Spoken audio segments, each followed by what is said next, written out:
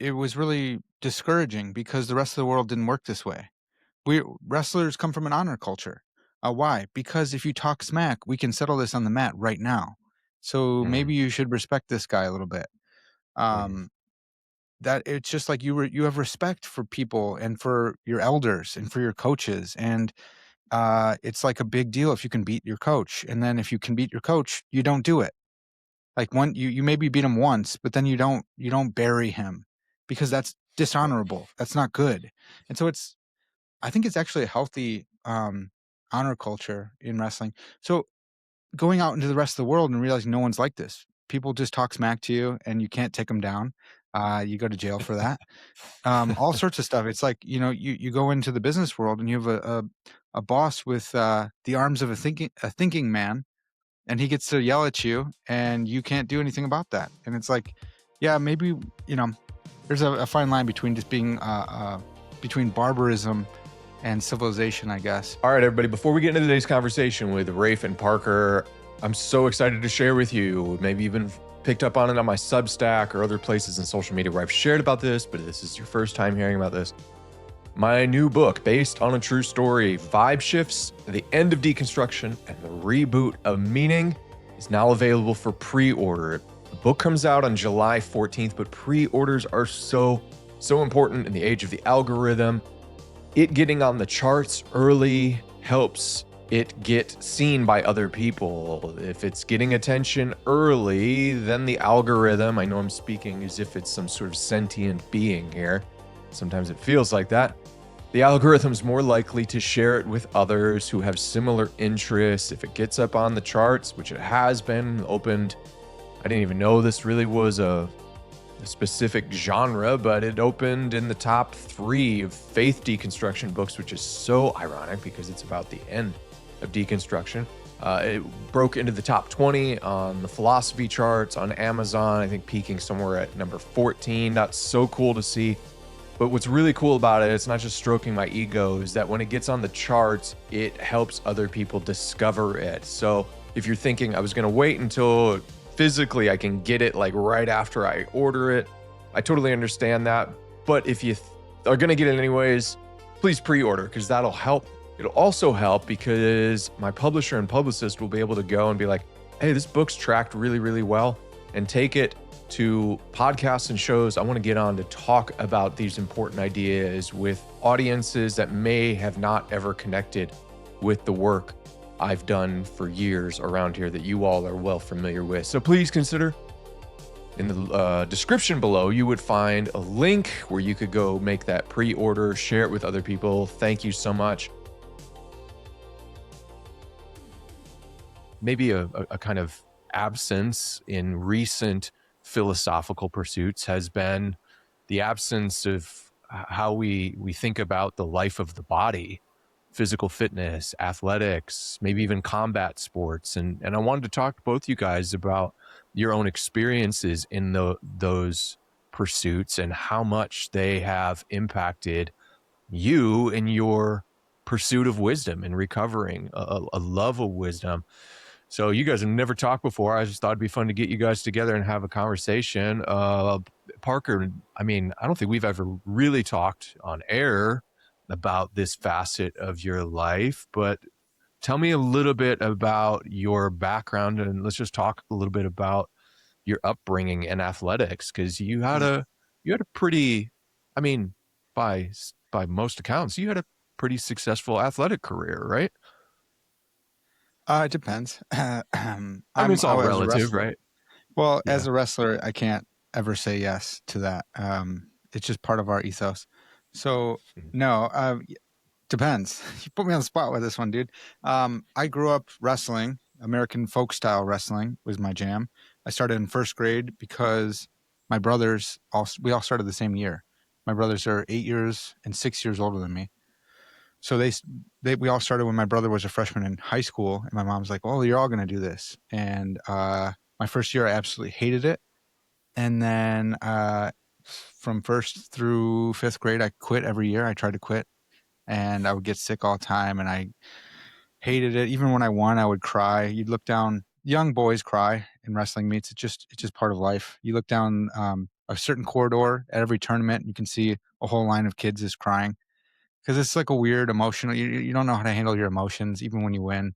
You're confused. You got headgear on, and you got wrestling moms and wrestling dads freaking out, screaming at you. You're like, dude, what is happening? So I always loved and hated it. But it was a huge core part of my identity. I was a wrestler. For better or worse, I was a wrestler. I wasn't good at basketball, so there's no option there. Um, I started playing football, and that I was good at football because I was a wrestler. Everything came back to wrestling. I had this vision that ladies would really like me if I was a wrestler. That I would be He-Man. And I read. I didn't read much growing up, but I did read the Conan stories, and so I thought I'm going to be Conan, man. Everyone loves Conan. And by the time I got to high school, I was like, nope, they like tall basketball players, and it just tall guys, really.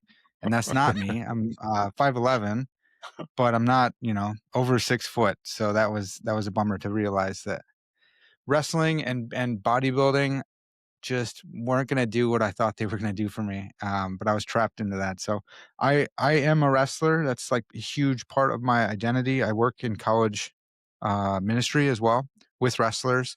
I do jujitsu, and I have a lot of doors open to me in that world because I wrestled, because I have cauliflower ear under these headphones. It's just been a huge part of me, and realizing I can't escape it, and that's okay. God gave me this path in life, and I actually really like it. So when I'm walking down the street and I bump into someone and they go, "Hey, where'd you earn your ears at?" It's like deep in my core of who I am. Like, yes, I did earn these ears. I earned them at NIU. And where'd you earn yours? So that's a little bit about wrestling. I've come to terms with this fact that I'm a wrestler, and I've come to really love the wisdom tradition that is inherent in the wrestling community, because there's certain lessons that you can't help but learn and teach in wrestling, um, because you're out there by yourself, you're exposed, you're in a singlet. There are certain lessons that help you thrive and succeed in the wrestling world that I think the world ought to like and approve of, but you go into the business world and it's different. So there is still Mm, this kind of wisdom tradition in wrestling that's been passed on from generation all the way back, just because you have to live this certain way.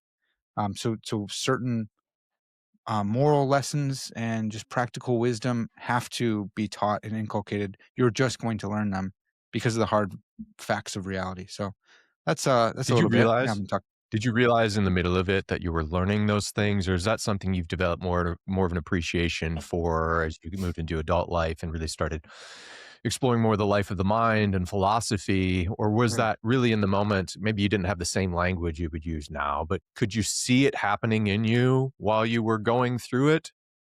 Yeah, I did, but it was really discouraging because the rest of the world didn't work this way. We wrestlers come from an honor culture. Why? Because if you talk smack, we can settle this on the mat right now. So Mm, maybe you should respect this guy a little bit. mm, Um, that it's just like you have respect for people and for your elders and for your coaches, and it's like a big deal if you can beat your coach. And then if you can beat your coach, you don't do it. Like one, you maybe beat him once, but then you don't bury him because that's dishonorable. That's not good. And so I think it's actually a healthy honor culture in wrestling. So going out into the rest of the world and realizing no one's like this. People just talk smack to you and you can't take them down. You go to jail for that. All sorts of stuff. It's like, you go into the business world and you have a boss with the arms of a thinking man, and he gets to yell at you and you can't do anything about that. And it's like, yeah, maybe, you know, there's a fine line between just being between barbarism and civilization, I guess. But um, it was frustrating to see that the rest of the world doesn't operate according to the rules that I value so highly. When I think of what it means to be a man, it's been mm. hard. It's been hard to actually negotiate that and trying to find some kind of middle ground between the two worlds. Yeah, I know, basketball guy here. I think I've been in a sum total of maybe 3 fights in my life, right? And then there's, of course, the basketball fight. That doesn't really count as a fight, those little pushing and shoving matches. Been Mm. in been in plenty of those, but I always know, like, even when I play pickup ball, and I'm trying to corral my competitive instincts and funnel them in a proper direction. But I'm also a Detroit street ball guy, so the kind of confrontational disposition comes naturally to me. But I notice when I see a cauliflower ear, I don't say a thing. You know, that's that's the sign. I'm like, oh, this isn't a guy that just jaws, right? Like what you're Mhm. saying, what I hear you talking about is like a broader cultural thing where people can actually spout off a bunch of things that actually aren't true. And that's one thing I find fascinating is that like you have this culture in wrestling in which your words have got to be able to match your actions, or very, very clearly that can get exposed for the Yeah. rest of the world to see. And there seems to be an absence of that in our broader culture where you could say a bunch of words that aren't actually connected to your character, to your competency, and you can actually deceive a lot of people. And they kind of just have to go along with it because we don't have a sort of wrestling. Seems like to me is sort of like a physical epistemology. Yeah. Like, you know, it's like, well, we can figure out what's true from what's false, like right here on the mat. And Yeah. that's really fascinating to me. Rafe, you've got a lot of experience and I mean, a range of athletics and physical fitness, including, I mean, you do some things in your retreats and with combat sports and roughhousing. What about Parker's story resonates with you? Oh, a lot of it. I mean, my uh first of all, I just want to appreciate Parker's honesty in allowing himself to be 5'11", because there's like 0% of guys who actually say they're 5'11". They all say they're 6 feet. That's Yeah, thanks, man. His epistemology clearly, wrestling gave him some humility. I'm kind of concerned. Me and Parker haven't hung out in real life. That'll probably change this year, but I've been saying I'm 6 foot. And so if I Oh stand yeah. next to Parker and we're equal height, I'm going to be exposed. That's right. That's great.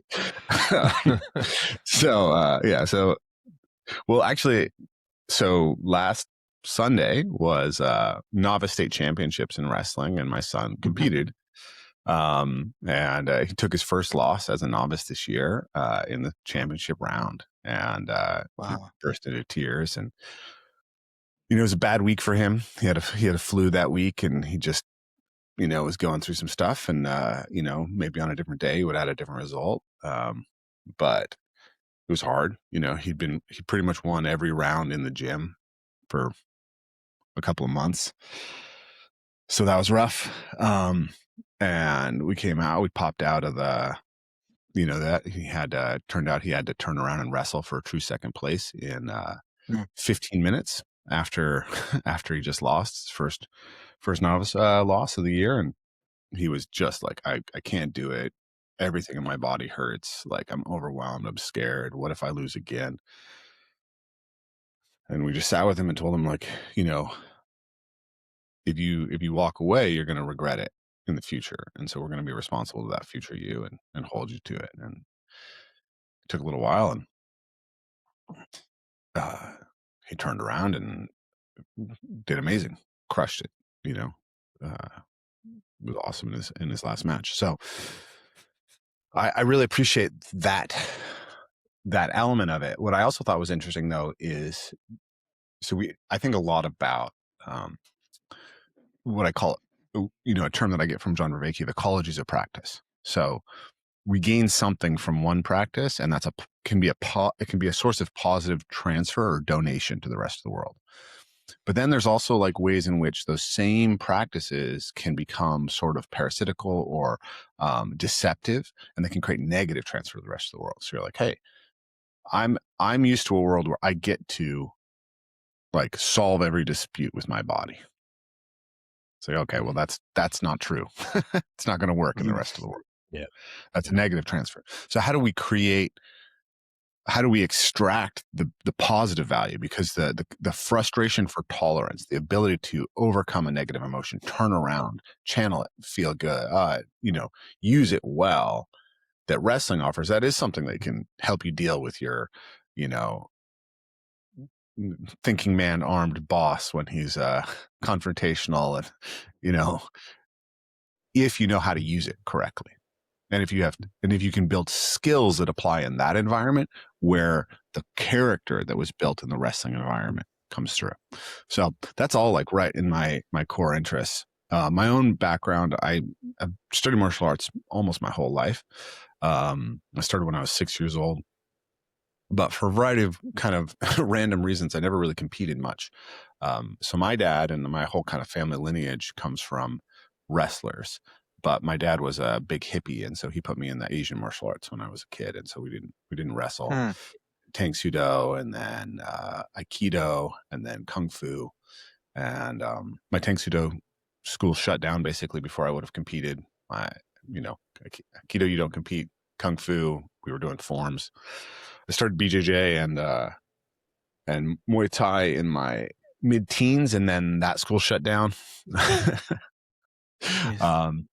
And then by the time I was back in MMA, by the time I was back in MMA in my 20s, I was like really dedicated to parkour, and so I was balancing the desire to go compete with that. So I ended up only competing in one jiu-jitsu tournament. But I've been now done 2 years of having my two younger children in folk style wrestling, and I'm really believe in it as a character piece, especially in a modern world that it's so easy to prevent your children from experiencing any experience of adversity or extreme emotional or physical intensity.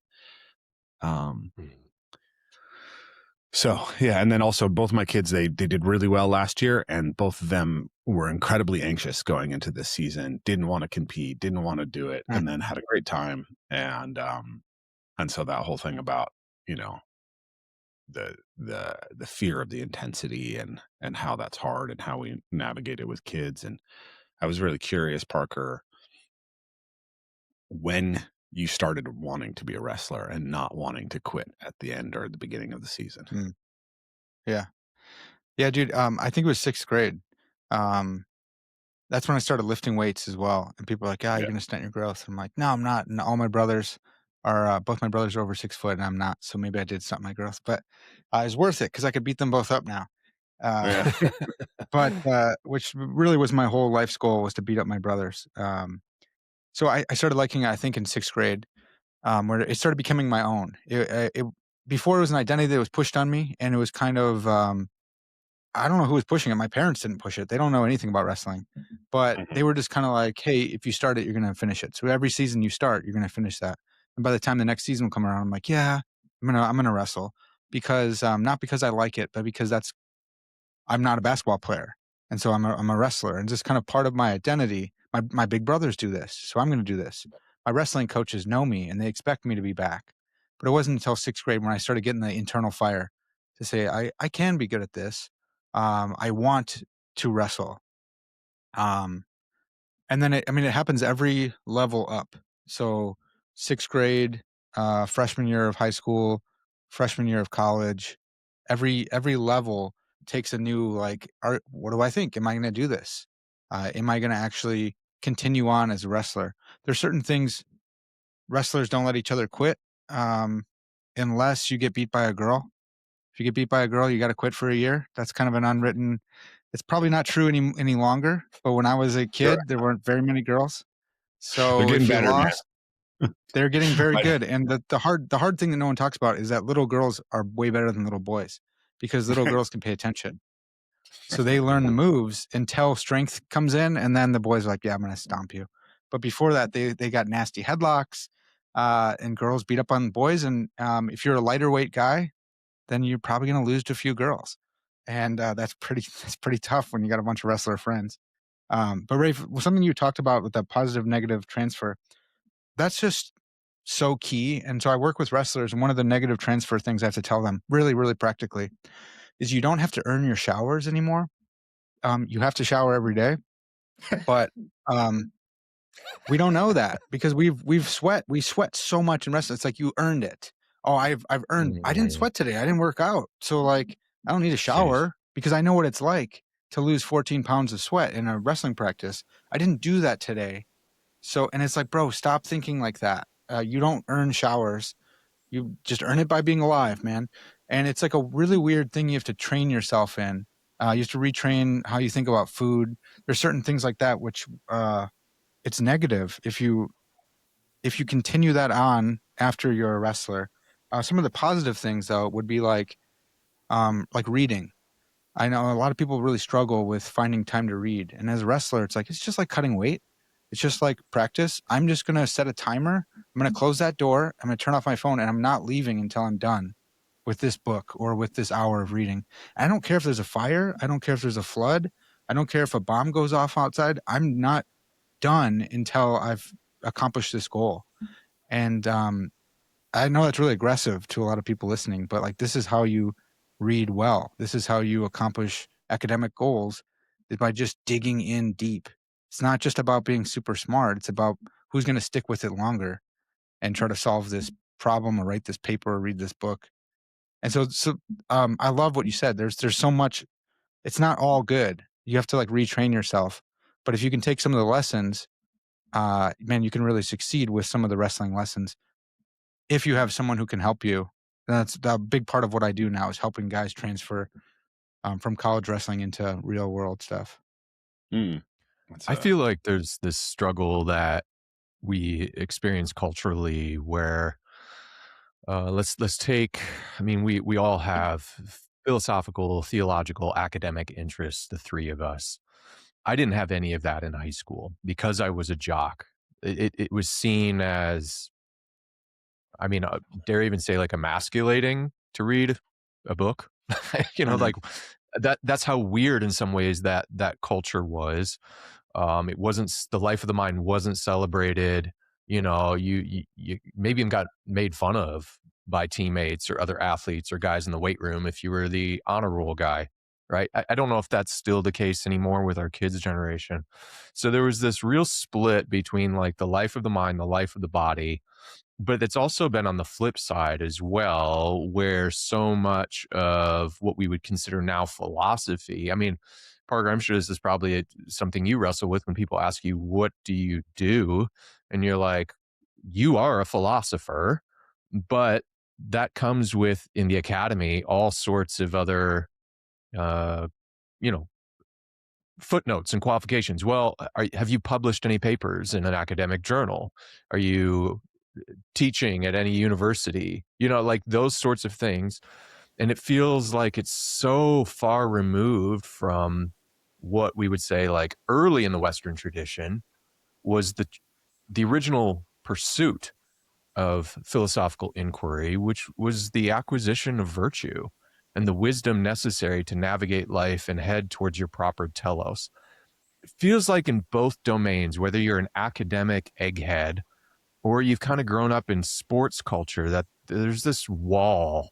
And I'm just interested for both of you, who you guys have both bridged those hemispheres, like what it took for you to be able to reintegrate that. Was it discovering things like, oh man, Plato was a wrestler? Hmm. I mean, I don't think I even heard anybody talk about that in grad school. Like, why not? You know, Hmm. that doesn't make any sense to me. Why was that vital then? But it feels like we have these two halves of our lives spent in our head and divorced from our body, or you're just kind of like a meathead. Like why has that happened and what helped you bridge that divide? Yeah, Rafe, why don't you jump in since I've been talking too much? Sure. I think that my character was such that it was kind of inevitable for me.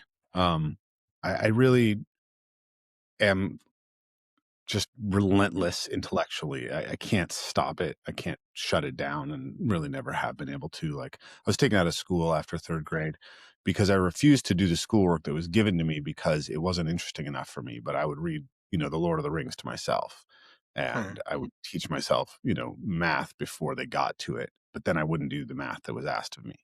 Um, and then at the same time, I was always a very physical kid. I spent hours and hours running around in the woods. I roughhoused with my friends all the time. I loved to race and jump and climb. And then I was lucky enough to kind of grow up in this, you know, chaotic hippie environment, which had lots of downsides, but meant that I essentially had like total freedom to define my own character. Right. there was almost no expectation on me, so I could just go be what I wanted to be. Um, and yeah, so that was kind of the unique environment that I was given that gave me the chance to sort of just lean into my curiosities. And I ended up with some weaknesses, socially, weaknesses in math and, mechanics and stuff like that, because I just leaned so hard into the stuff that really mattered to me. But on the other hand, like I've always had a really clear idea of who I am and what I want to do. So these things have always been kind of interwoven for me. When I first discovered parkour, I I had not been training martial arts. And immediately, kind of as I understood the philosophy of parkour as this idea of be strong to be useful and overcome yourself through overcoming obstacles, I right away just felt this deep need to return to the martial arts because it felt like, well, a human being is a kind of obstacle.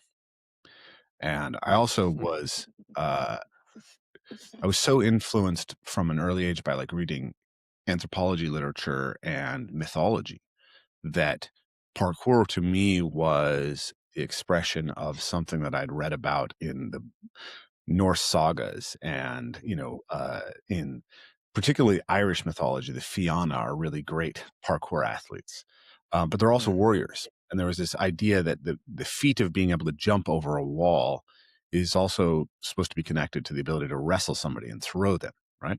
So I wanted to go back and do that right away. And the kind of this weaving together of all these things was there. But given the intellectual culture that we have that dismisses the body so intensely, what took me a very long time was to like fully accept for myself that m- that the cultivation of wisdom was inherently rooted in the body. And when I started talking to John Vervaeke in 2019, and I started to lay my ideas out for him, he was very, very helpful in sort of like giving me confidence that my model was really, really strong. And I didn't even read the Platonic dialogues. I just encountered Plato and Socrates through Vervaeke, and I came across that idea, and it was like, oh, wait, they knew, right? And then I started reading little bits and snippets of Stoicism, and it's like, okay, well, philosophy is wrestling with the mind, right? That's what it's supposed to be. Mhm. And then, of course, someone like Jordan Peterson is a huge influence on me. He talks about, the proper relationship to God with being one of wrestling. That's what's captured in the name Israel. Uh, and as I've talked about on this podcast, like I said to him, well, how can we become the type of people of the character to wrestle with God if we've never wrestled? Um, Mhm. so it's interesting. I just started reading the Platonic dialogues. I just finished the Bible and worked through a lot of that stuff, and then I moved on to the Platonic dialogues. And so I've been reading the Republic. And right before we actually started recording, you were talking about the Republic and about the fact that Socrates via Plato proposes that a philosopher's education has to start with the gymnasia, right? The practice of a physical strength, which for them is wrestling, is running, is lifting and throwing things. But wrestling is really central to the Greek view of gymnastics practices, and then Mhm. music. And so if we, what's kind of coming up for me as we're talking about this is this idea of an ecology of practices, which is a terminology I get from John Vervaeke. An ecology of practices is not a random set of practices or a set of practices that sort of exist independently of each other. The idea of the ecology is that there are meaningful relationships between each of the practices. And this is essentially what Plato is proposing in the philosopher's education. And he proposes at the very root where you develop character as a child is in gymnastics practice and music. And when you do not have gymnastics Mhm. practice, you become too soft, too weak, lacking resilience, lacking capacity to deal with challenge. When you do not have musical practice, you become disharmonious, rough, unable to be civilized, unable to attune and connect to other people.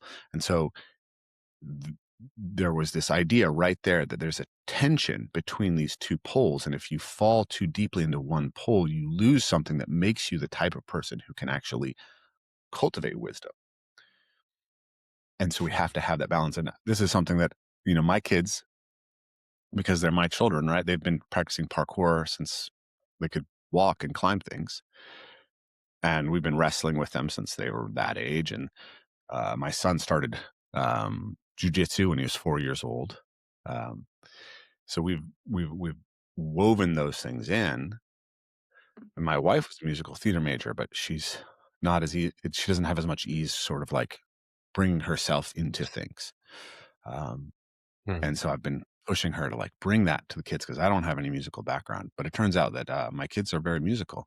So my son, as part of I homeschool my kids now, but as part of his education every day, he spends some time on the piano, and he's learning to pick everything out in the piano.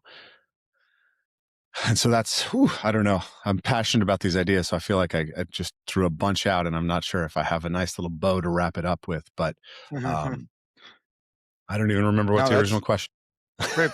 That resonates with a lot of my own experience. My mom made me do music because she didn't want me just to be a meathead. She really There you liked go. that I was wrestling. She thought it was good for me, but she's like, you have to play an instrument. So I started playing trombone, and then I was like, Mom, I'm done, man. By the time I got to high school, I was like, I'm not gonna be one of those guys. I hid that. I didn't like people knowing these kind of things about me. I just want to put forward my wrestler persona. And she's like, well, you can quit trombone, but you have to do choir then. And so I started doing choir.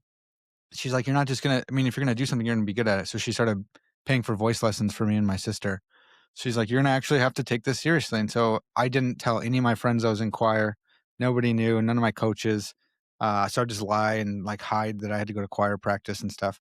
But yeah, I was in jazz band, jazz ensemble, all that stuff without letting anyone know. And then I was in choir, and we did a all school recital, and I had a solo, and everyone found out that I was in choir.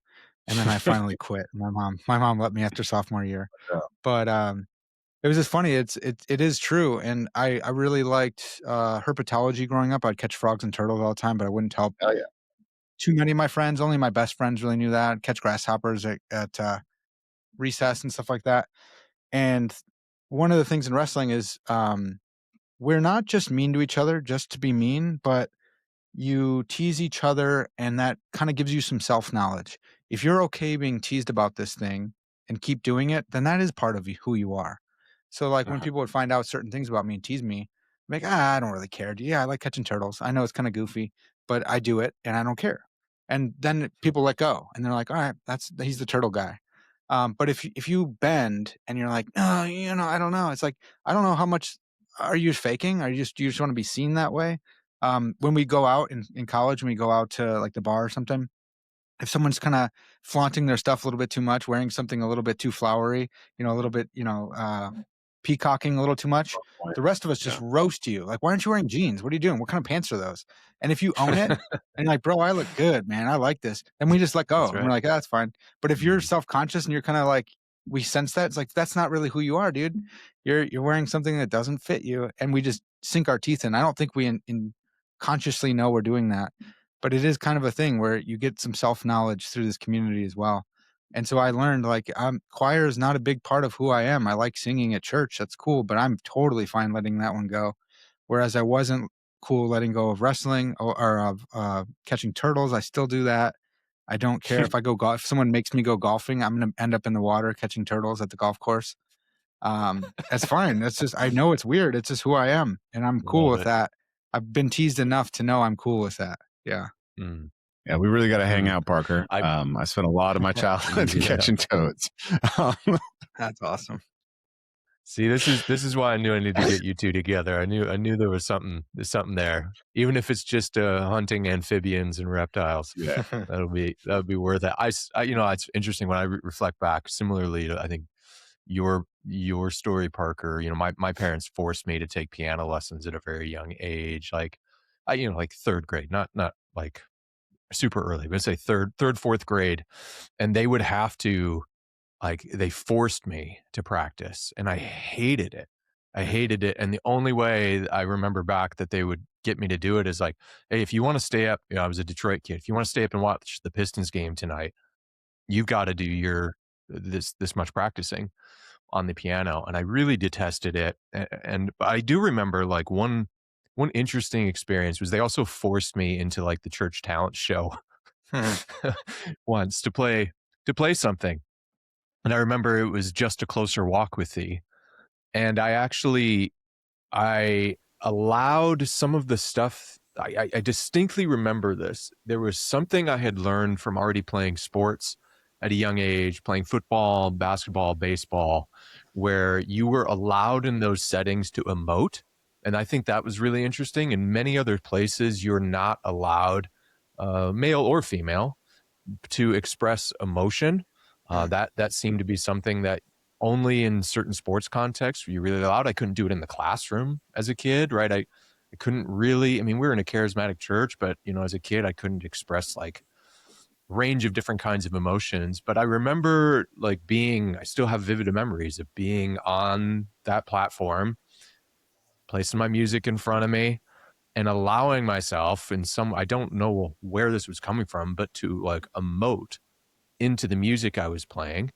And I ended up winning the talent show, and which was really weird because I was so ashamed. I didn't want to do it. Hmm. I felt like it was just, sissy or whatever. But that affirmation was really important. That was like, oh no, you can do this. And I distinctly remember myself allowing myself to go to some place playing in front of others I didn't usually do practicing. And that stood out to me at a very young age. I was probably in fourth grade at the time. Now I stopped playing piano as soon as my parents stopped forcing me to. But later, when I got into high school and, I think a lot of it is I just picked up a guitar to try to pick up girls. Hmm. Those skills got applied to guitar, but later, even that kind of less than virtuous motivation got applied later in life when I felt like, man, God really got a hold of my life. And the first way I wanted to express it was in music. And like a lot of people don't know this, I had a basketball scholarship that I ended up giving up after my freshman year of college because largely I wanted to play music in church that I felt helped people connect with God. And so this is why I find it so fascinating because I know what those experiences did in me. And then coming out of those experiences is when I started from that place of kind of like I'm experiencing something here. I'm getting into a state of consciousness that's opening me up to things I'm not normally open to.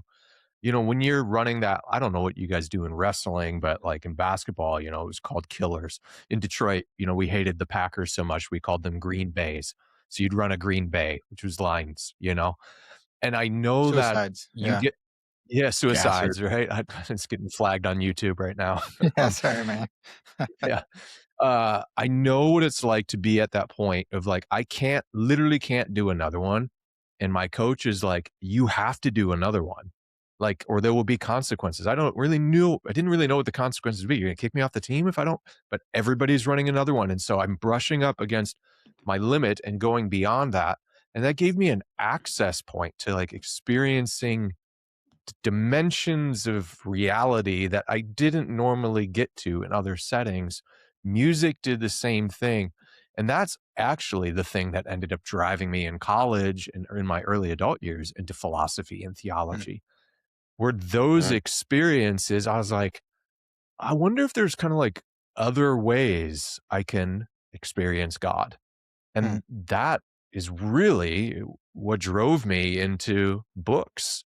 I didn't read a single book in high school. I'm sorry to all my English teachers. I'm sorry. I Hmm. lied to you. I didn't read those books. I read the first and last chapter, and then I got good at making up stuff in between. Um, those experiences animated in me a love for the pursuit of wisdom. I where do you think historically where do you think those 2 things became split? Like, have you guys looked into this enough to go, "All right, so that was a thing with Plato. It's part of Western thought. It was a thing for the Stoics. It was even a thing for the Apostle Paul," right? Like, he talks about running the race with endurance. Where did we go awry? Where is that? Is this I don't wanna blame it on Descartes. Is this all Descartes, like, that kinda made us feel like we're just brains in mech suits or something? Descartes is the man, by the way, dude. I will always defend Descartes. He is the best. He gets a bad rap. The dude is a genius. Anyways, it's not Descartes' fault. I think it's just not part of the picture that we put forward. You can talk to academics today, and there's plenty of philosophy folks who are doing jujitsu. It's just like surprising. You're like, well, oh, you do? Like, why is that surprising? Well, because you're an egghead, and it's like, so what? Jujitsu is for people like that. Yes. There's a game for everybody. I don't play the egghead game in jujitsu. I'm I smash because that's what I like. That's what I value. But there's some people who will play with their big long legs, and you're like, this skinny little guy, I'm gonna kill him. And then he gets you in a triangle, and you're like, holy crap! And it's like it's great. So I think it has been here. I just think that, it hasn't fit the vision, and maybe it's like higher education is like, "Hey, we don't like that." If you Yeah. come in with a black eye, that doesn't look good. I think corporate America has done some of that. You can't have a black eye because that's unprofessional. You can't have facial hair because that's, it's gross or whatever. You look like a Get beatnik or those something, cauliflower ears out of here. right? It looks weird, and it's like, Yeah. "No, dude, this has been part of us this whole time." It's just guys have had to hide that from people, um, which is a major bummer. And wrestlers, when they're done wrestling in the past, they didn't have any other avenues to continue training. There is no wrestling gym out there. There's jujitsu gyms now, and wrestlers can keep doing some of that, but you get old and it hurts. And like I'm very old to be wrestling. I still wrestle with some of the Northwestern guys, and I'm very, very old for that, because it's such a high impact sport. But I'm not old for jujitsu. It's different. And so, I think that a lot of guys have just kind of given up on their identity in those kind of sports when they leave them. And they're like, "Yeah, I used to do that. I used to be that thing. Now I'm gonna adopt a different culture and their norms, and I'll shave my face Yeah. and I won't get black eyes and all that." Okay, but why? I mean, you've gone. I mean, I don't know how many masters you have now, Just Parker. 3. You seem to collect them like the Infinity Stones here. But at what point have you ever sat through a class in philosophy that talked about athletics? Yeah, And that's my point. Like, why does that stuff never come up? Why is it? It seems completely divorced from what we think of when we go, I'm a philosopher. Well, if Rafe doesn't have a bunch of degrees next to his name, but he is an expert in parkour and he is training people in a pathway of the accumulation of virtue and wisdom, why couldn't Rafe take on the moniker, I'm a philosopher, even though I'm not writing papers for scholarly journals and teaching Hegel at a university? mhm, That's the question I have is how did that become so divorced in classroom settings when we think about philosophy? It's like we're not thinking about that. You might have yeah. profs that did jujitsu in their, in Yeah, their I'd love to personal jump in. lives, but yeah, go ahead, I Rafe. mean, I think a lot of people who do say philosophy. We have an image of the academic as a kind of like pencil neck geek, right? Like Steven Pinker, maybe Noam Chomsky. But there's also Andrew Hubermans in that world, right? People are diverse, right? Like, And Indiana but there Jones. that's a fictional character. Not a good Oh, really? example of an Oh, shoot. archaeologist. But anyways, what isn't happening so much though is like, okay, so yeah, your philosophy professor may be a jujitsu guy, and in fact, jujitsu guys are pretty intellectual, right? It attracts this like geeky subculture, um, and yet there's not a lot of attempt to actually deeply integrate them as character generation. And what we see is, ethics professors uh, do no better on tests of how well they actually ethically behave in life than anybody else. Mhm. And in fact, academic philosophy has largely abandoned the idea of philosophy as personal transcendence, as personal development. Philosophy is about, you know, advancing a certain set of ideas or demonstrating them or working through sort of problem sets, as far as I understand it. Parker, you may be able to nuance that take, but that's my understanding of it. But to go back to your question, Paul, so I think Descartes is an important marker. He's not a soul. It's not like everybody was sort of engaging with philosophy like Plato, and then all of a sudden Descartes was like, no, guys, we got it wrong, and then everybody just adopted his model. I think it's an evolutionary process that sort of coheres in Descartes' dualism of mind and body, and of the world is sort of like automata that that then tends to sort of result in a culture that elevates the mind. And I think there's a variety of things that play into that. We can think about it from a sort of historical developmental perspective. The elites of Athens were soldiers themselves. Socrates fought in battle. Now, over time, if we go into the medieval period, kings fought in battles. But as we hit the early modern period, increasingly generals don't fight at the front themselves. They're not exposed to it.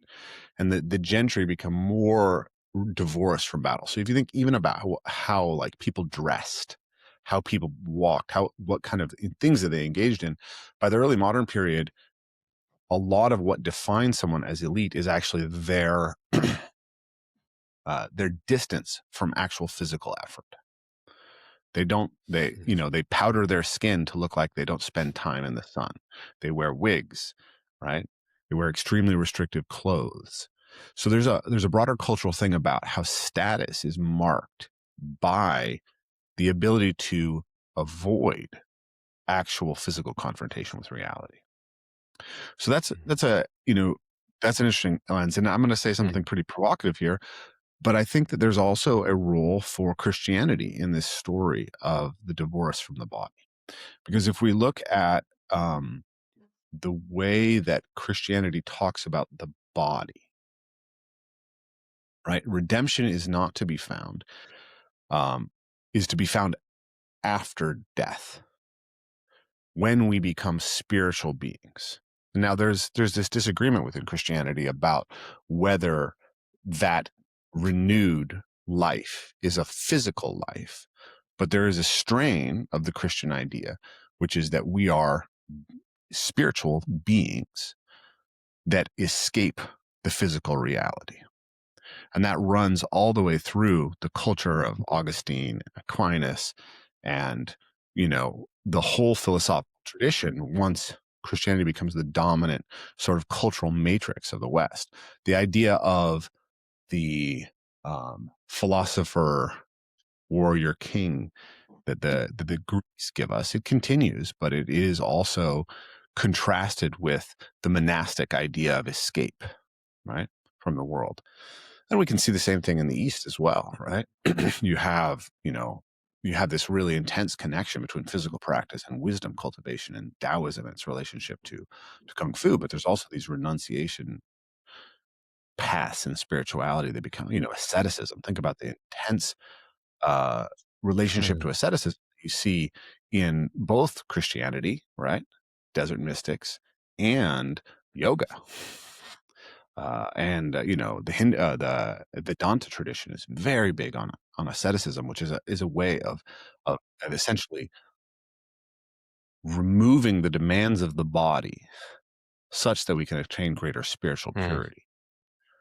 So I think that the problem of how we integrate the body and its desires and its capacities and view them as pathways to virtue as opposed to traps is something that's a perennial problem, and we've tried to solve it in certain ways that have somehow evolutionary led us to this point where we can't see the two things as linked in really important ways. And Descartes was a key mile point in how that was conceptualized. So that's I need to do more history of philosophy to really like solidify my model, but that's a few ideas that I'd love to sort of put on the table for you guys.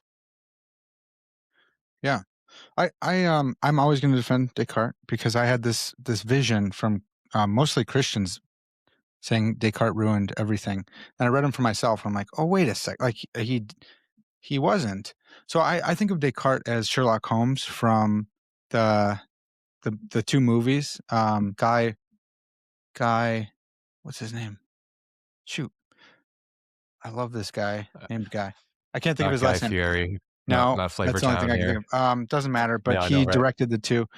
Sherlock Holmes is doing all these experiments in his rooms. That's Mhm. Descartes. So I think a lot of times we say, well, he focused on the res cogitans, like that's what you are. But then this dude was a scientist, mathematician, really actually embodied in all of his work, except for his philosophical stuff, where he's trying to figure out what the nature of the person is. So I'm like, dude, this guy was embodied. He was doing those kind of things. It's guys like Kant who are the real, like Kant was the first philosophy professor, who that's what he did for a living. And after that, you get Mm, philosophy professors, whereas every other mm, philosopher in history had some other job. They weren't mm, fully paid to do that. Descartes bounced around from being a tutor to different princesses and stuff, which is really cool actually when you see how smart these princesses were. But Descartes was a egalitarian when it came to philosophy. He's taking the criticism of one of his female students so seriously that he's responding to her back and forth, and she's got some really fascinating arguments against his philosophy. That's like some mm. people still hold them up today. So, um, so I just have to defend him. I know everyone. You can say what Oh, you but that's want. interesting, Everyone can Parker, say. 'cause You, when you Yeah. describe that, to, I think of the ways in which maybe the guy's actually lived practice, right, was something in his life that he wasn't just, he wasn't there's I think we can differentiate between the impact of someone's ideas, which may be taken in a generation or two generations later, divorce them from the lifehood of that particular person and how they Yeah. lived. And I think this whole conversation, what I'm trying to get at, is like the true nature of philosophy has to do with the lived personhood. It's about the actual way someone embodies something in their life, right? I mean, Nietzsche said a It does depend. go It ahead. does depend, Paul, because Okay. I Yeah. mean, reception history is what you're talking about, and Yeah. Yeah. people have Yeah. been received certain ways, and I always like to try and correct the record on Descartes because he's been received in so many ways and so many negative things saying, "Oh, we're just a brain on a stick" or something. And it's like, well, that doesn't even Hmm. represent Descartes at all because he didn't think you were a brain anyways. He's wrong on a lot of stuff, but um, I think the abstraction from uh, the physical connection and the philosophical abstract reasoning. I think it's been in so many generations. Augustine did kind of. I love Augustine too, but I mean, read anything he says about sex, and you're like, you're totally wrong here, guy. Another thing with Augustine was that he was kind of a lone wolf philosopher, and so I do want to stick up a little bit for the academy, just a tiny bit. Hmm. I feel like I'm an outsider in the academy because of wrestling, so I feel like I'm safe to defend them because I spend so much time going at them as well. But Augustine was a lone wolf philosopher doing his stuff by himself, and he wasn't initiated into any kind of school. And the philosophy was all about schools, and maybe that's good, maybe that's bad. But you had the Peripatetics who were like, we walk and do philosophy. You had the Stoics who were like, yeah, we go into the Stoa, and the overhang, and we hang out there, and that's where porch, we do right? philosophy. Yeah, the porch. And Plato's like, no, you come into the gymnasium, and that's where you do philosophy.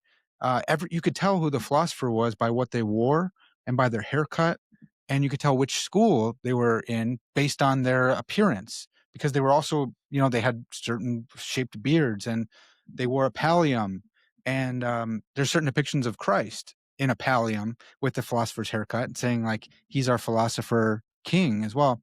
So I think it does depend. So the lone wolf philosopher, I think, has I understand anyone can do philosophy, I think, but I do also understand saying, "Hey, look, if you're just out by yourself coming up with crazy stuff and you never been initiated or you're not talking with other people who've been thinking about this, then that is a little silly. Like you're the only Mhm. one who's discovered this stuff. You're the only one who has ideas in this. So I do still think there's a place for the academy, um, even if the academy needs to be corrected. Even if I it's tough, dude. Well, it It's does like something. the I individual mean, it does versus something that, yeah. yeah, I see it doing something that we're talking about here in athletics, which you have to have a place to be tested. And that one of the dangers, I mean, I'm all for, like, part of what I do is because I love to help autodidacts out there Mhm. who aren't going to get into a bunch of debt to go to seminary or to Totally. go to grad school and study this stuff. I know that motivates you too as well, Parker.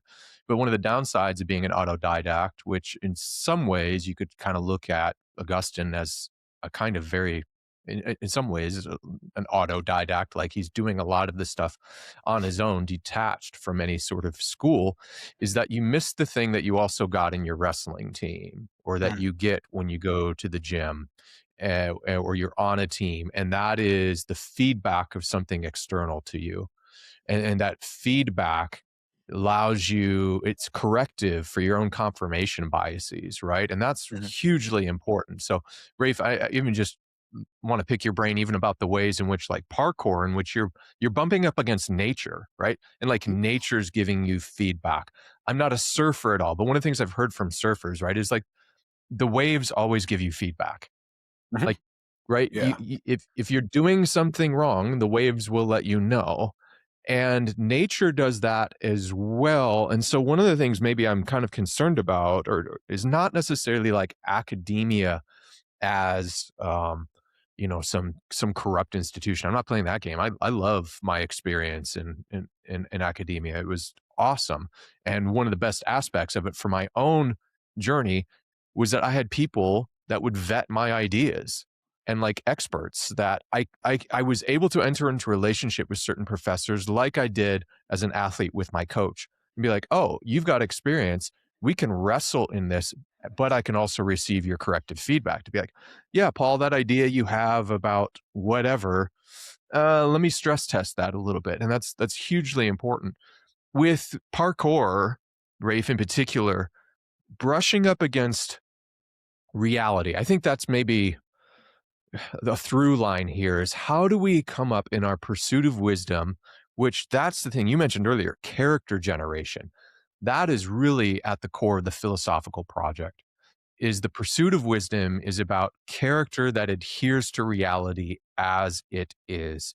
And it actually cultivates in me the virtues necessary to navigate life properly. As a Christian, right, I say that's going with the grain of God's intended order for reality. So I need to Yeah. figure out all the ways in which that isn't happening. Sometimes maybe degrees of asceticism is helpful because there are things that I have inherited innate in me that give me drives and appetites for things that wouldn't lead to my proper telos. So I need to find other corrective mechanisms or some kind of feedback mechanism for, no, that doesn't actually work. You're trying to ride this wave and the wave is telling you no. So how does parkour give you, like, in some ways, like nature as one of those feedback mechanisms? Yeah. Sorry. I've got so many thoughts sort of bouncing around here. It's such an interesting dialogue. The proposal of this dialogue was to look at the idea of the body's relationship to wisdom cultivation, how in some sense it's been lost, and Mhm. what came through it. So I just want to foreground that again before we get into a critique of this philosopher and that philosopher or academia in general. Um, all of us essentially have extensive physical practices and backgrounds in physical practice, and also have a deep interest in philosophy and a desire to see that it actually helps people gain wisdom. And, you know, we can look around the world outside of us and say, something's missing as far as wisdom, at least at the tops of our society. So, parkour for me is, in some sense, um, one way to view it is it has one of the most profound feedback systems or extinction functions, right? I can go test my ideas about what I am capable of and find out if they're true or not. And I get feedback immediately. And then I can improve, I can optimize that process. So it's very good at sort of like cultivating flow, right? Because flow is a place where we have high capacity and high challenge. And in order to get that, what we need is a feedback system that's clear enough to tell us if we're improving. So it is a source of a sort of, I think of it as, I made an argument, it's a kind of epistemology. It's a grounding in epistemology in the same way that wrestling is. Now, I actually think parkour in some sense is,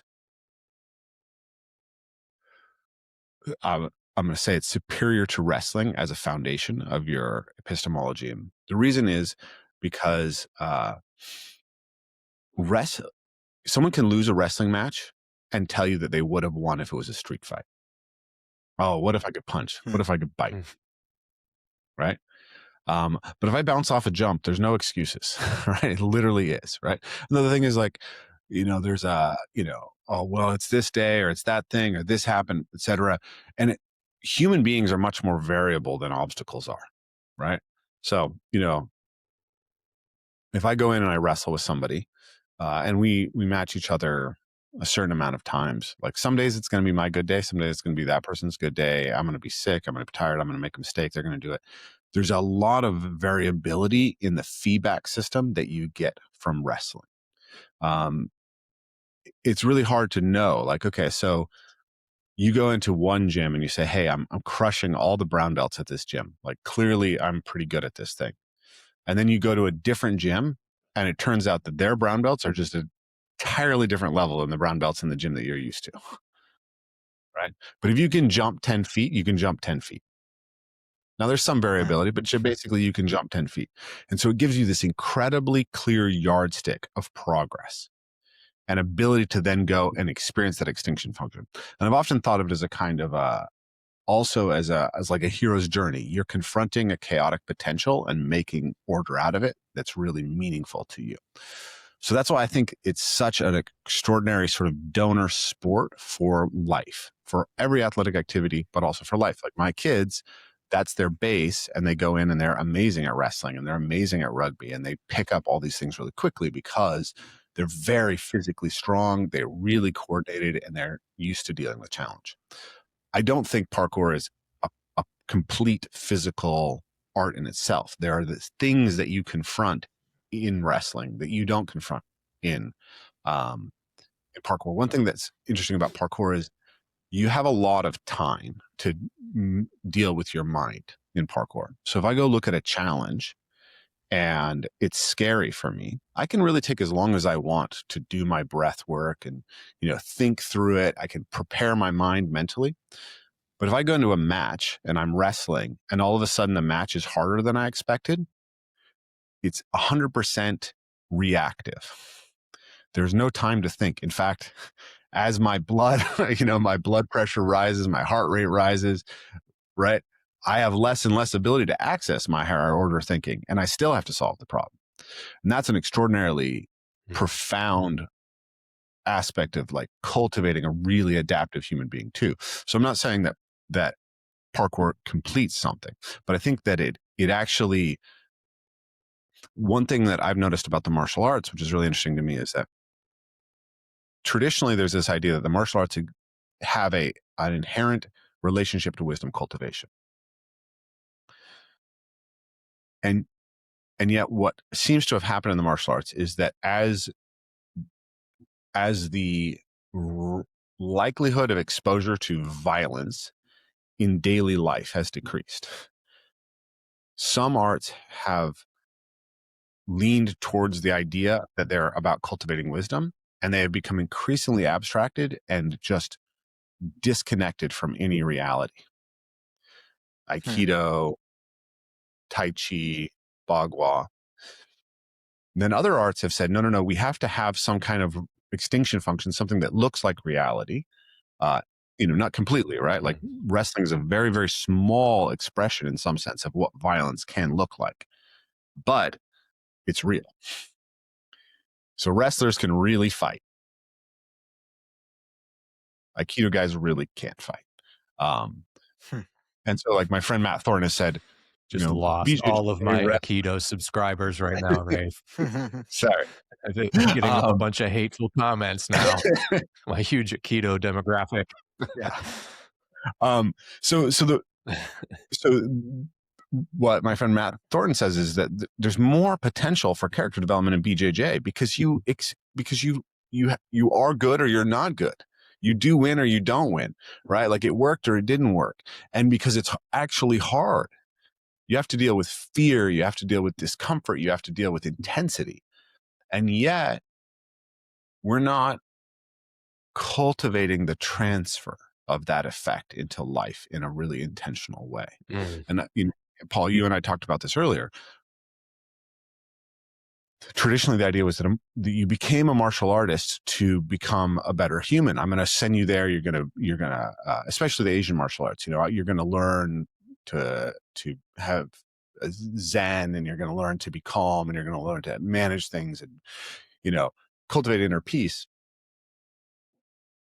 And, MMA came along and sort of blew up a lot of the illusions around, how magical you could get through the martial arts.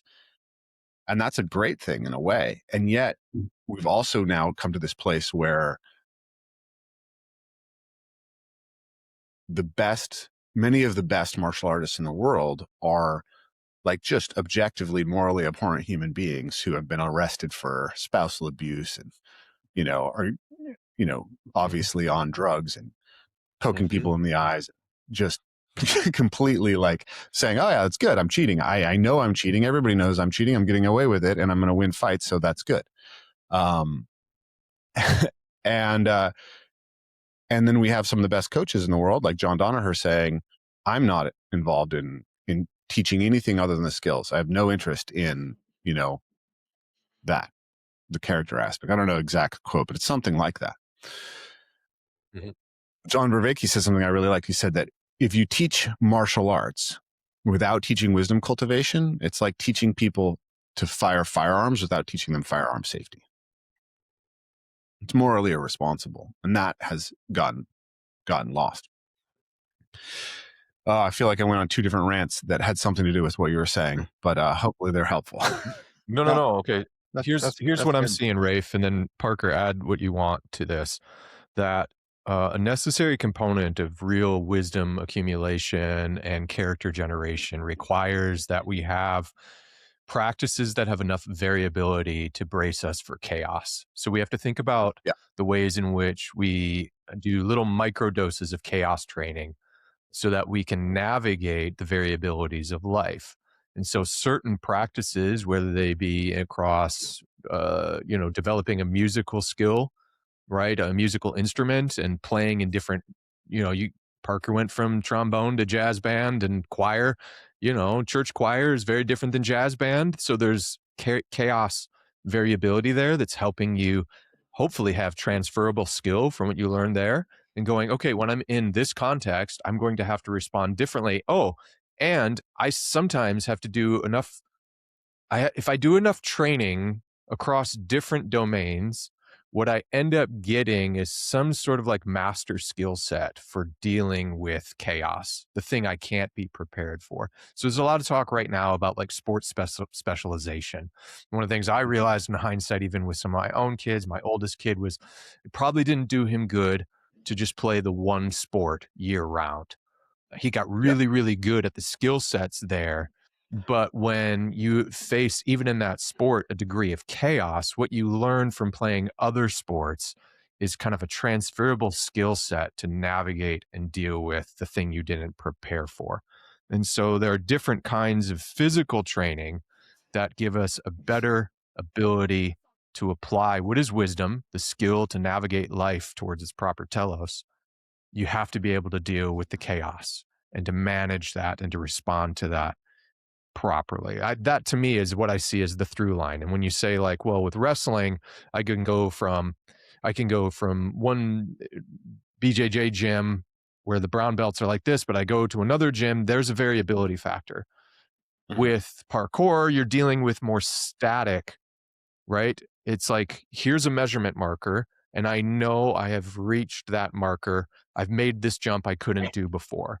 So that gives you some Exactly. positive feedback to let you know you're going in the right direction. So, Parker, want to tag in with anything Yeah. that's salient to you there? I think one thing that's helpful is the distinction between abstract and practical philosophy. Mhm. There is abstract philosophy that doesn't seem very practical, and maybe it ends up getting that way. But there's always been this bifurcation between the two. Socrates was more on the practical side of things, but still asking abstract questions about the nature of justice and such. Even before him, some of the pre-Socratics like Thales this is maybe an apocryphal story, but I choose to believe it. He was being criticized for being so abstract in his thinking and not being of any practical value, and so he goes out and um, he determines that the next year will be a really good crop of olives because of how he's been looking at and looking at trends in nature. And so he goes out and buys all these olive presses and he corners the market on it. And then there's a bunch of olives that come through and they all need to pay him because he's got all the olive presses. And he's like, haha, I showed you that philosophy is practical. So there's always been the two. I think I'll say with you guys that modern academy focuses on the abstract and kind of has let Mm. go of the practical, which represents the wisdom tradition, and the two have been split. And I think that sports and martial arts, I think this is like the training ground for the ideas. If philosophy ought to be um, the production of virtue or the search for wisdom, in growing in the rest of the virtues, then I think that's how you match the two. You need both. If philosophy is teaching you here's ethics in the abstract, and your ethics professor is a really unethical man, it's like, well, I think that should actually impact how much I trust you. I put this out on Twitter once, and I asked, should ethics professors be ethical? And everyone, it blew up, and everyone's like, haha, and like making fun of me. I'm like, I don't see why not, dude. If you're teaching this stuff, you should have some kind of knowledge. If you're supposed to be the expert on this, it's should pastors believe in Christianity? Should pastors be practicing what they preach? Yes, they should be. So I see, like, think of the cardinal virtues and the three theological virtues. So you got wisdom, justice, temperance, courage, faith, hope, and love. And I see wrestling, because that's the sport I know best. Maybe jiu-jitsu as well.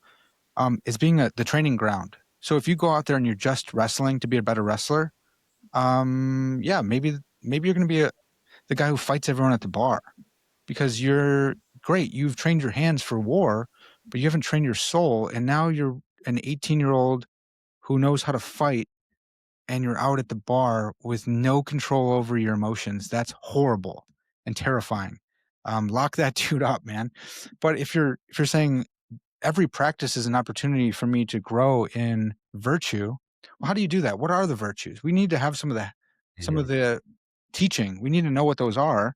We need to know what that looks like. And now go practice it. I think like wrestling teaches temperance pretty well because you have to starve yourself sometimes. It's not great, but you have to not drink water at some times. You have to not eat that candy bar. You have to actually practice some of these things. And I think if you intentionally practice them, it's going to help you way more. But you do need to know what those are, and then you do need to have the training ground so you can learn all the ethics. But when are you put in that situation? Well, I'd rather have a safer place to practice that than on the red line in Chicago when the guy pulls a knife. I'd rather have that. I'd rather have been working on that. And I think wrestling, sports, any of the physical things where you're out in reality and you stub your toe and you're like, am I going to be temperate right now or not? Or parkour, am I going to be courageous here or is this foolhardy? Am I a coward or am I foolish or am I going to be courageous and find that middle ground? So that's where I see the connection of the two, I'm with you guys that they have been bifurcated. Um, and I think people need practical ways to live out and practice their virtue. And I think it requires being intentional, saying, "This is what I'm gonna work on. I'm gonna be someone who I'm gonna try and be someone who, doesn't gossip. I'm gonna work on that. I'm Mm, gonna be someone who is a man of his word. I'm gonna actively work on those things." And, um, unfortunately, yeah, the academy doesn't teach the practical, they I don't think they can. I don't think that they have gymnasiums anymore where you can go, and I think it's asking a lot for for a philosophy professor to also be good enough at BJJ to teach that. But also they don't teach like the notebook habits that I think are so important of journaling, mhm, self-reflection. After your training, after you did do jujitsu or Muay Thai, saying, I freaked out at this guy. That's because I was insecure. And I was mad because he was a lower belt than me, and I let my ego get the best of me. I need to work on that. I'm next practice, mm, I'm going with a lower belt, and if he beats me, I'm not gonna freak. I'm gonna try and be genuinely glad for them. But that's not just trying to get better at a sport. That's trying to become a more mm. virtuous person. And I think sports is this really beautiful, safer place to do it than out in the wild, uh, with like on the red line or something. Yeah, We don't. yeah. So, I mean, I see you saying that we've gotta have a telos, right? So if we can't name the virtues worth pursuing, then it's gonna be an obvious vacuum of them in the gymnasium, on the mat, on the court. Maybe, See Paul. Maybe you're still getting them, Yeah. but I just think it'd Mhm. be more beneficial to be able to name them. So there's still Mm. virtuous people who don't know the seven Yes. virtues or whatever, Yeah, right? yeah, yeah. Yeah. Mhm. Sure. Hmm. But that where you're what comes up for me is the sense that w- we don't have like a model of virtue at all, No. right? Like, um, like diversity, equity, inclusion is kind of like the closest thing that we have to a model of virtue currently. Um, and I think that it's fundamentally misguided. Uh, Hmm. I've been I Hmm. I've been reading The Republic. I've been reading War and Peace, and I just read Demons by Dostoevsky. And I'm reading, just pay attention to contemporary storytelling. What's going on with Star Wars, what's going on with these things, and there's a there's this very interesting kind of inversion mechanics. There's something that like Jonathan Pajot talks about a lot, but it really strikes me, which is there's a sort of central moral assumption that's been running through our culture since maybe the 1970s, that to be marginal is to be moral, and to be central is to be amoral. Right? Like George Lucas has said uh, that the rebellion is based on the Viet Cong, right? But how sanitized is the Viet Cong in the vision that is the the uh, the rebellion? So you'll see this meme, right? Like you're supposed to vote for the rebellion in Star Wars. You're supposed to vote for the whoever in the Hunger Games. You're supposed to vote for whoever in Divergent, right? Like over and over again, you're told that that's the pattern, and then you're told that, okay, well, whatever the latest activist cause is, that's the rebellion, even when it's Mhm. being funded from on high by the centers of society, right? And Mhm. I think it's it there's this funny sort of critique of that, which is sort of like, well, our stories shouldn't be moral at all. And it's like, well, no, all the stories you like are actually based on morals. The problem isn't that there's a moral core to the story. It's the problem is that the moral core to the stories that we're telling is fundamentally deranged. Um, Hmm. it's like, how do we get there? How do we get so deeply disconnected from these fundamental things? And I think there's something to the way in which we can isolate ourselves from the feedback inherent in life that allows us to develop uh, very um, corrupted moral landscapes. I Hmm. and and and I suspect we're probably running out of time here, but I figured since I had taken a shot at Christianity, I'll take a shot at Plato too while we're here, because I think if we're trying to track this error down, we also find it in Plato. So, we've pointed out that Plato has this beautiful description of the importance of gymnasia and of music as cultivation of character, and that the philosopher should have this before they even begin the process of philosophy as dialectic.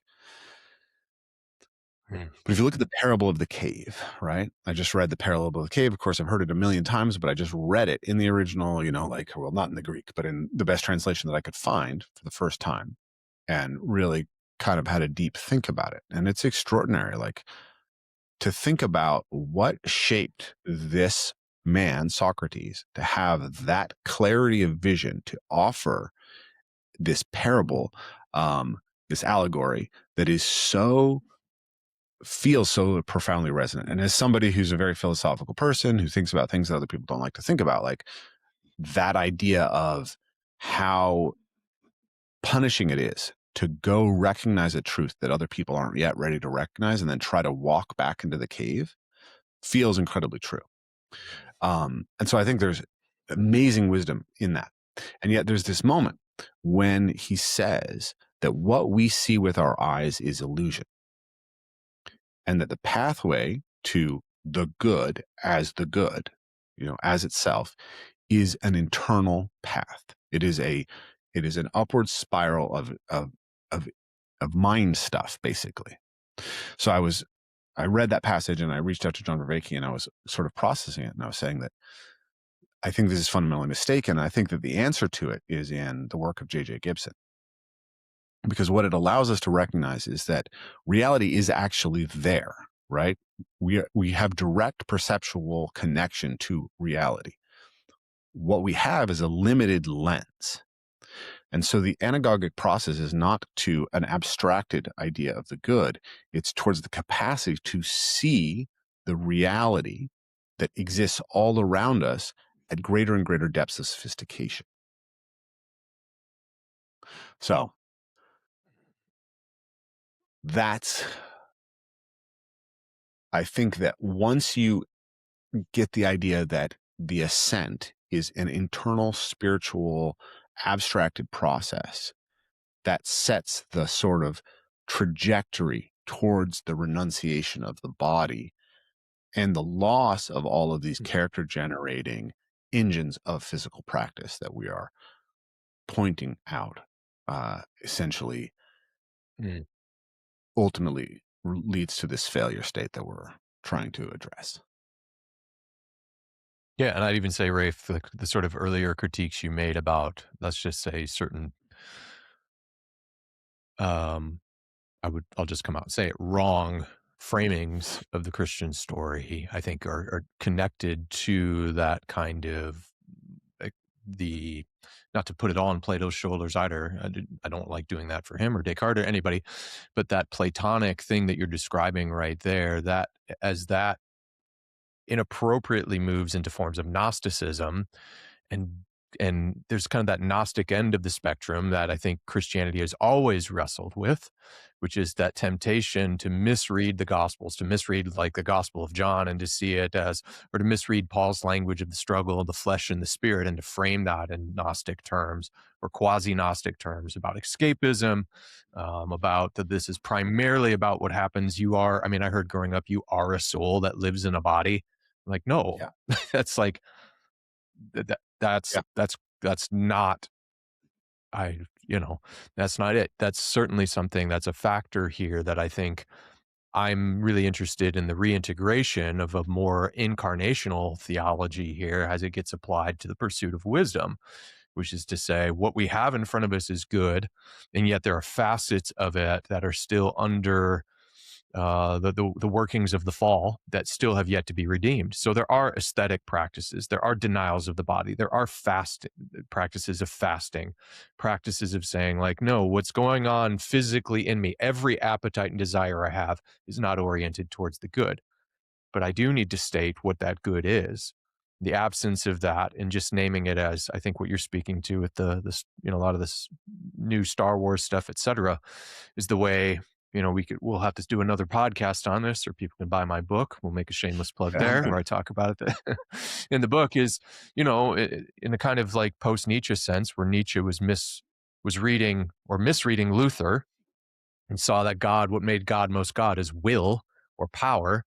The vacuum of God, what we have are power dynamics, where the relationship between the oppressed and the oppressor is the primary moral matrix now. So either you have power or you don't. And so when you speak about the rebel isn't good in the original Star Wars because he's rebelling. It's because Luke is on the side of the light and the proper restoration of order. I think that's different in some ways than even what we can kind of see sometimes in stories like Andor, which are still primarily in the kind of materialist, Bolshevik revolution frame. That's a whole nother episode for another time. One thing I'd love to invite people to that are listening to this, I think about the ways in which this conversation could have interesting applications in education for those that are coaches and teachers that work with young people and the disciplines of the body and the mind. I'd love to hear from those of you in the comment section. You can give me some feedback on like the ways in which you could see a better incorporation or reintegration of mind, body, spirit, and body together in a school setting. Like, what would it mean for a philosophy professor to actually integrate more of the kinds of practices of the body that would help a more holistic combination of the abstract with the physical together?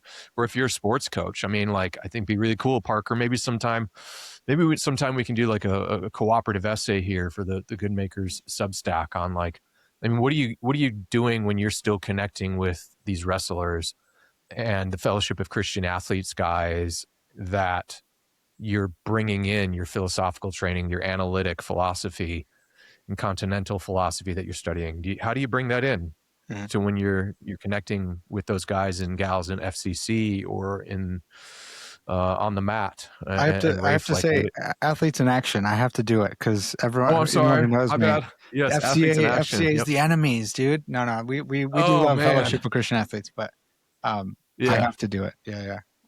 I'm good. Thanks for correcting me. Thanks for speaking. No worries. Speaking on that. Yeah. And Rafe, similarly, like, what does that look like in the work that you do, and, in doing retreats and bringing and teaching people how to do this? What would that look like for some of those ideas to move into traditional classroom settings?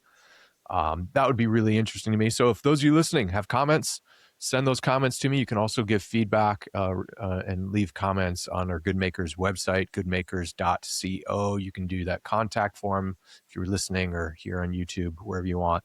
Guys, we'll have to do another round of this, and I hate to cut it off so shortly. I've got another appointment to jump into, but thanks for this. And we're going to keep this conversation going, and I'd love to figure out ways to move it into, all right, how would we practically make steps to reintegrate these things into our institutions, whether that means reforming the ones we're connected to or building new things, building new institutions where we could have this reintegration of the life of the mind and body together in the acquisition and pursuit of virtue. So Rafe, Parker, thanks for doing this together, guys. Yeah, thanks for having us. Rafe, great to meet you digitally here, abstracted, but look forward to meeting you in person sometime. Catch a frog together one day. That's right. That'd be great.